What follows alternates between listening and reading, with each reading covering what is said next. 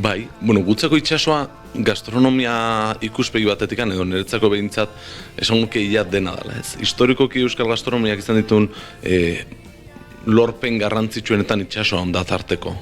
Guk, berdin dit, balearen arrantza hartzen badeu nazioartean izan deun jardunik nabariena bezala, itsasoa zeon tarteko, ez? Edo gure gaur egun errezeta tradizionalak aztertzen baditugu eta barruko osagaiak irakurtzen haste bagea, ia guztietan itsasoz bestaldeko produktuak dauzko, ez? Eta hauek itsasoz ekarritu gordun. Itsasoa izan da nolabait ere munduarekin kontaktuan egoteko bidea, izan da gure izaera sortzen eta osatzen juteko era, eta azken urte hauetan, nik esango nuke beste kontzeptu batzuk indarra ere kendu diela gastronomian, ez?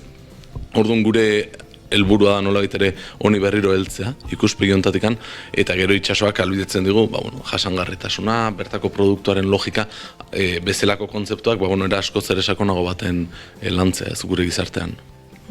Gaina, aurten Getarian da, eta Getarian badago denetik, dago arrantza, daude jatetxe pila bat parriarekin, oso ezaguna da Getaria horretikan. Eta landa eremu, ez? Askotan, badirudi, Euskal Herria banatzen dugula, ez? Landa eta kosta, itsasoa eta lurra, baina egia da, Getariak eta Labarre inguru eta mendinguru haietan, landaremoak ere bere pixua baduela, ez dena nolabait elkartzen dela bertan, ez Imanol? Bai, guztiz, azkenen egia da itsaso eta gastronomia esate badu, Getaria danoi datorkigula burura, eta nik uste dut oso espazio naturala dela landu nahi deun hau lantzeko, ez azken finean arrantzaleak dialako asteleneko protagonista, eta zentzu asko ematen dialako, inigo kaipatzezun moduan, astelen bertan ongo dia eskualdeko eta Urola kostako baserritarrak, ekoizleak, esnegileak, eta bada horre baita, nolabait ere pixka bat, itsasotikan aratagoko, eta itsasoakin oso harreman politia dauzkan, ekoizpen eremuak. Hori ere gertatu da, ez? Landa eremuan sortzen diren elikagaiek nolabait itsasoaren kutsu hori,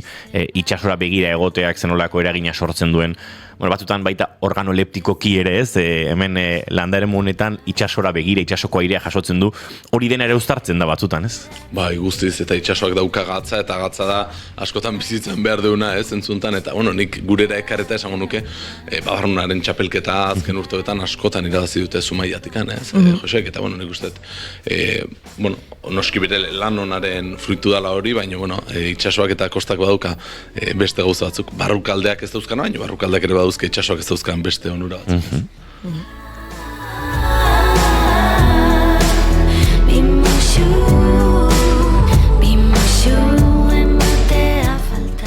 Eta zertan nabarmentzen da Euskal Gastronomian harremana itsasoarekin beste herrialde eskualdekin adela duta, beste eskualde asko badaka ere bai tradizio hau, edo baita ere harreman sakon hori itsasoarekin. Euskal Herriak zer da bereizten duna?